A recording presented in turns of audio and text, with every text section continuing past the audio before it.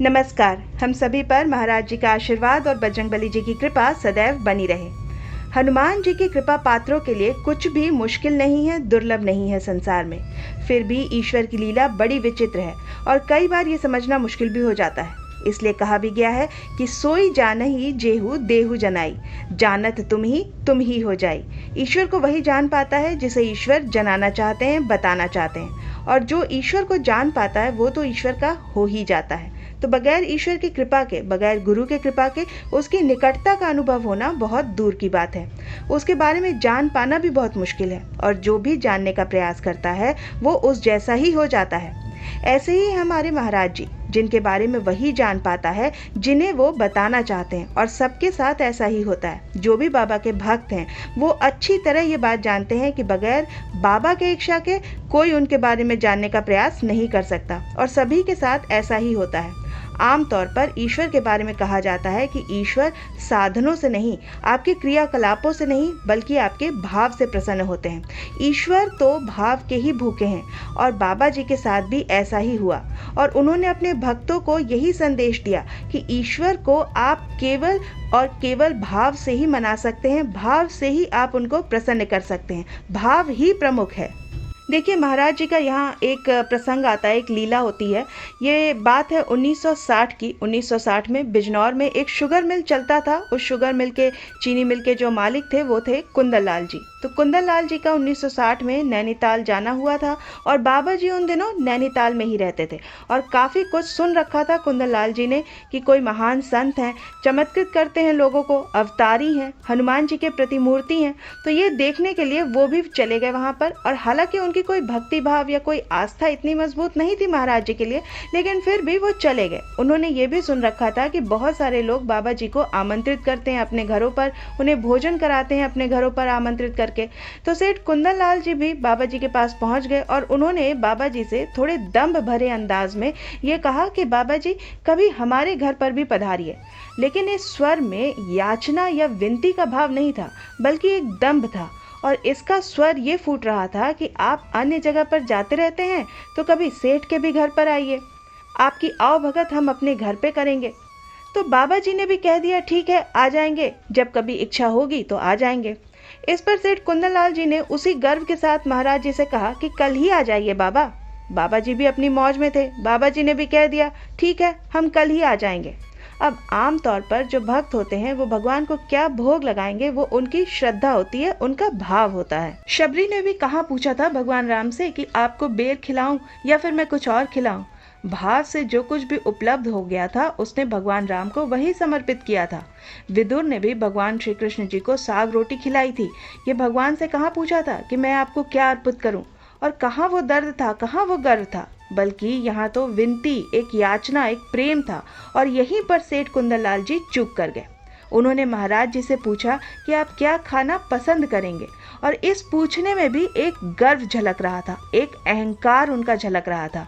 बाबा जी ने कहा कि मिस्सी रोटी और दाल खा लेंगे, वही बनवा देना। सेठ ने कहा कि मिस्सी रोटी और दाल क्यों, आप हमारे घर आइए, हम आपके लिए मालपुआ और खीर बनवाएंगे। और यहाँ भी आशय यही था कि आप सेठ के घर पर आ रहे हैं तो आप मिस्सी रोटी और दाल क्यों खाएंगे, आपके लिए तो खीर और मालपुआ हम बनवाएंगे। और ऐसा कह करके उसी अहंकार के भाव में सेठ कुंदन लाल जी वहाँ से निकल गए। बाद में बाबा ने अपना सिर हिलाया और कुछ बुदबुदाते हुए कहा कि ठीक है, फिर तो ये सब कुत्ते ही खाएंगे। इस तरह बाबा ने कहा। सेठ जी वहाँ से चले गए। अगले दिन उन्होंने मालपुआ और खीर, जैसा उन्होंने कहा था, काफ़ी मात्रा में बनवाया और काफ़ी लोगों को इकट्ठा किया, ये दिखाने के लिए कि बाबा जी उनके घर पर आ रहे हैं। और उसमें भी एक गर्व भक्ति थी, एक दिखावा था कि बाबा जी को आज हमने अपने घर पर आमंत्रित किया है और इस तरह से हम उनका आवभगत कर रहे हैं। लेकिन बाबा की लीला कुछ यूँ रही कि सेठ कुंदन लाल जी ने जो गाड़ी भेजी थी बाबा जी को लेने के लिए, वो उस दिन इतनी बारिश हुई कि वो गाड़ी कहीं फंस गई। कहाँ फंस गई किसी को पता नहीं चला। और उस वक्त टेलीफोन का भी कोई ज़माना नहीं था, 1960 की बात है। किसी को कोई खबर लगी ही नहीं कि गाड़ी कहाँ फंस गई, कहाँ रह गई। गाड़ी स्टार्ट भी नहीं हो रही थी, और इधर बाबा जी अपनी मौज में कहीं और निकल पड़े। इधर सेठ कुंदन लाल जी के घर पे लोग इंतज़ार करते रहे, और बाबा जी की लीला कुछ ऐसी हुई हुई कि जो उन्होंने कहा था वही हुआ। कहीं से 2-3 कुत्ते उनके घर के रसोई में घुस गए, घुसते चले गए और सारा कुछ खीर मालपुआ जो कुछ भी सेठ जी ने बनवाया था वो सब तहस नहस कर दिया। अब यानी कि उस आमंत्रण में भाव नहीं था। सेठ कुंदनलाल जी ने जो आमंत्रण महाराज जी को दिया था उसमें भाव की कमी थी, एक अहंकार छुपा हुआ था। और इसलिए ईश्वर जो है वो साधनों से प्रसन्न नहीं होते, कभी भी क्रियाकलापों से प्रसन्न नहीं होते। ईश्वर केवल और केवल भाव के भूखे हैं, वो सिर्फ आपके अंदर भाव ढूंढते हैं। यही संदेश बाबा जी ने अपनी इस लीला से देना चाहा। बाबा जी की दयालुता की ऐसे कई लीलाएं हैं। एक लीला उसमें से ये भी है कि बाबा जी जब कैची धाम में निवास कर रहे थे तो यदा कदा उनकी दाढ़ी जब घनी हो जाती थी, बढ़ जाती थी, तो वो नाई की दुकान पर दाढ़ी बनवाने के लिए जाते थे। एक बार जब वो नाई की दुकान पर दाढ़ी बनवाने के लिए गए तो नाई काफ़ी उदास था और रोते रोते उसने बाबा जी से कहा कि उसका इकलौता पुत्र कुछ दिन पहले ही घर छोड़कर चला गया है, उसका कहीं कोई अता पता नहीं चल रहा है। बाबा जी जो कि हमेशा एक ही बात कहते थे कि सब ठीक हो जाएगा, सब ठीक हो जाएगा, लौट आएगा तेरा बेटा, यही बातें बाबा जी ने नाई से भी कही, पर नाई को कोई यकीन नहीं हुआ। नाई ने कहा कि ऐसा तो सब लोग कहते हैं, सब महात्मा यही तो कहते हैं, सब लोग यही कहते हैं कि आ जाएगा तेरा बेटा, आ जाएगा, लेकिन अभी तक तो आया नहीं। इतना सुनने के बाद बाबा जी को पता नहीं क्या सूझी, उन्होंने क्या सोचा कि वो अचानक कुर्सी छोड़ करके उठ के खड़े हो गए और नाई से कहा कि मैं अभी आता हूँ, और ऐसा कहकर वो कहीं निकल गए। कुछ देर के बाद बाबा लौट कर आए और नाई से कहा कि अब तुम्हारा बेटा आ जाएगा, चिंता मत करो, आ जाएगा। और अगले ही दिन वो लड़का जो नाई का लड़का था वो घर आ गया और उसने नाई को बताया कि एक बाबा जी आए थे उसके पास और उन्होंने उसको कुछ रुपए दिए और कहा कि तुम्हारे पिता तुम्हारा इंतजार कर रहे हैं। और उस बाबा की जो दाढ़ी थी वो आधी बनी हुई थी। ये बातें, जो आधी दाढ़ी बनी हुई थी, ये बातें जब नाई ने सुनी तो वो तुरंत समझ गया कि ये तो महाराज जी की ही कृपा थी, ये महाराज जी ही थे। तो बाबा कहीं भी अपनी इच्छा से प्रकट हो जाते हैं, कहीं भी वो अपने पवन की गति से चल देते हैं, कहीं भी खुद को प्रकट कर लेते हैं, कहीं भी अपने आप को लुप्त कर लेते हैं, छिपा लेते हैं।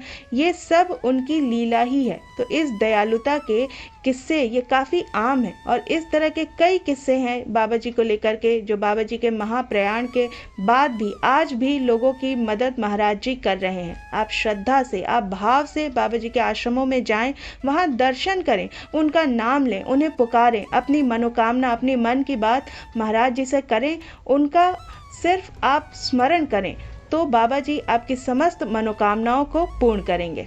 तो अपने भक्तों के लिए बाबा जी आज भी सुलभ हैं, महापरायण के बाद भी। बल्कि भक्त तो कहते हैं कि महापरायण के बाद महाराज जी भक्तों के लिए और ज़्यादा सुलभ हो चुके हैं। वो जहाँ चाहते हैं वहाँ प्रकट हो जाते हैं।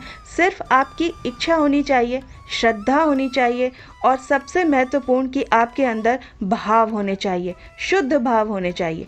तो हनुमान जी के प्रतिमूर्ति, हनुमान जी के ही अवतार बाबा जी के काफ़ी असीम महिमा है, बताने की आवश्यकता नहीं। हर वर्ग के लोग उनके भक्त हैं।